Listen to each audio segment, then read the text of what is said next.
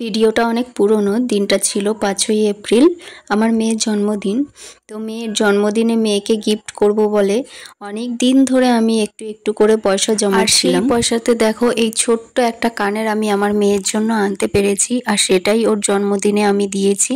আর কানেরটা পেয়ে কিন্তু আমার মেয়ে খুব খুশি হয়েছে। দেখি কেমন লাগছে, দেখি সুন্দর লাগছে। আয় ওটা পরে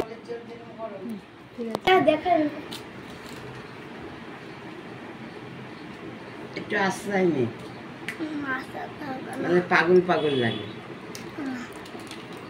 মেয়ের জন্মদিনের আগের দিন আমার খুব শরীর খারাপ হয়, সারা রাত ঘুমাতে পারি না। তাই ভোরবেলা আমি মাকে ফোন করে আসার জন্য বলি, আর মা লাড্ডু গোপালকে ঘুম থেকে তুলে নিয়েই চলে আসে, তাকে সেবাটুকু নিয়েও দিতে পারে না। প্রায় 1.5-2 ঘন্টা জার্নি করে আসার পর এখন মা লাড্ডু গোপালকে খুব যত্ন করে সেবা দিচ্ছে। আসলে আমরা কেউই জানি না আগামীকাল আমাদের সাথে কি হতে চলেছে, আমরা কোথায় থাকতে চলেছি। তেমনি আমি বা মা আমরা কেউই জানতাম না যে আজকে লাড্ডু গোপাল আমাদের বাড়ি আসবে। আমরা কিন্তু কেউ কিচ্ছু না, ঈশ্বর যেটা চাইবে সেটাই হবে। লাড্ডু গোপাল আসাতে বাড়ির পরিবেশটা পুরো পাল্টে গেছিল।